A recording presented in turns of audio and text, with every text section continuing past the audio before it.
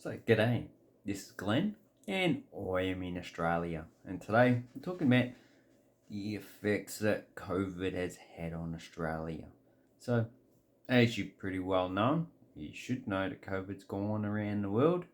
And while I'm not going to talk about the virus itself, I want to talk about my experience with how COVID has affected, or how I think it's affected the people, the neighbours, and just the people around that we see. Well, basically, Australia, or Melbourne, where I am, has had the longest lockdowns of any place. And what has it done to the people of Melbourne?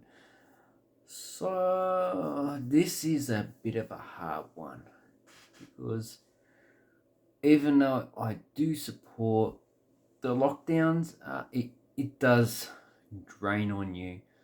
I don't think lockdowns pretty much are going to work anymore. So there should be no more lockdowns. We tried it. Obviously, it didn't work.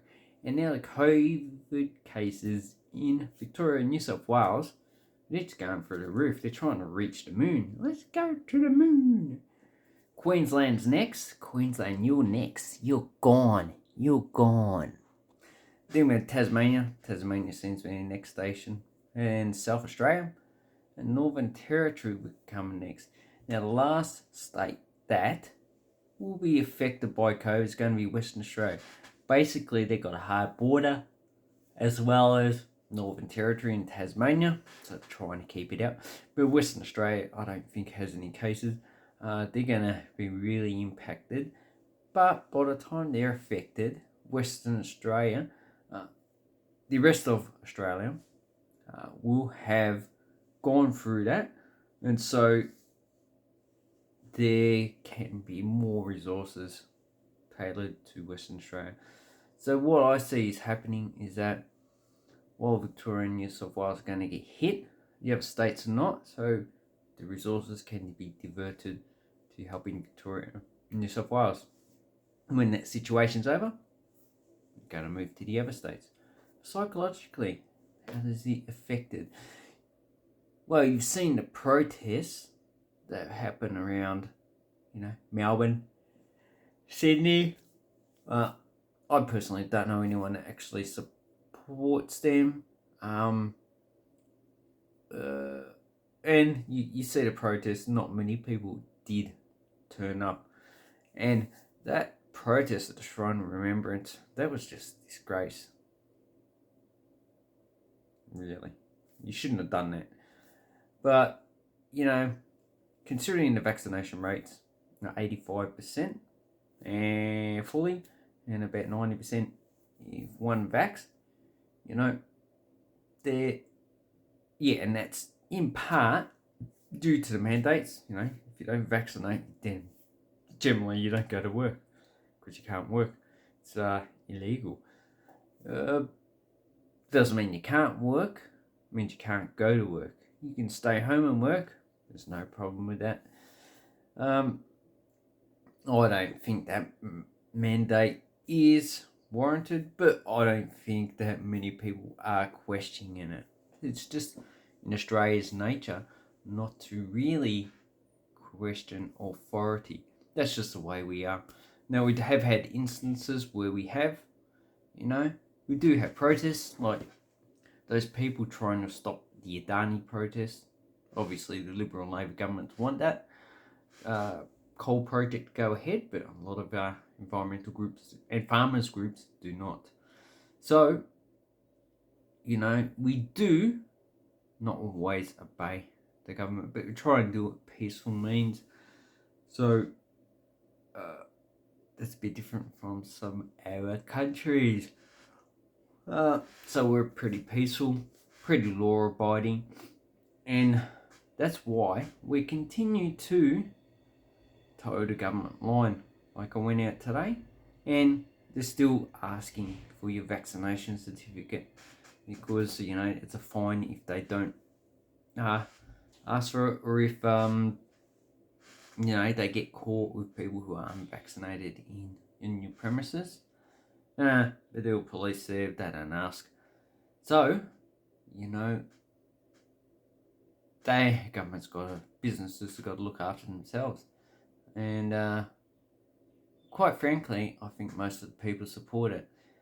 You see that with the Omicron, a lot of people have cancelled supposedly cancelled their reservations to restaurants.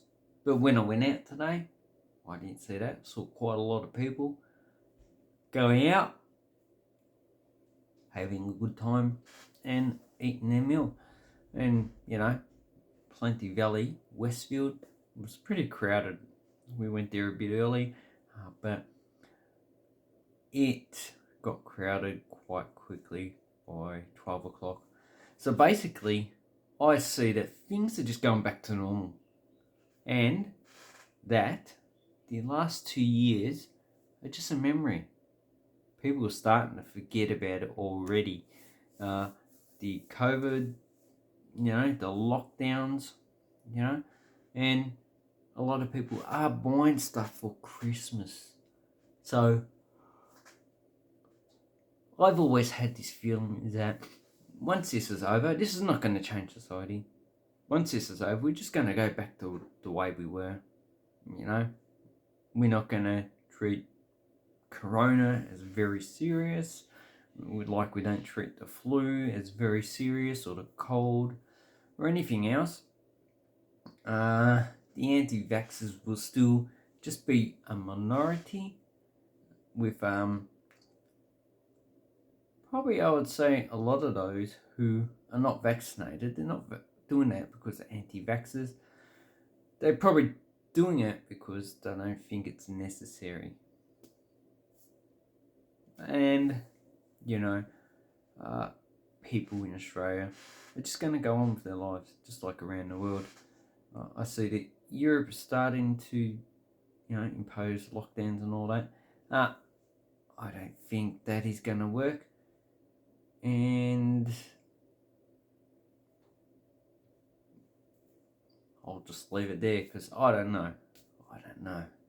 But my experience is that I've worked all the way through going to my workplace during this period, and one of the good things that the federal government did was paying for workers to still be employed while we had the lockdown by the federal government.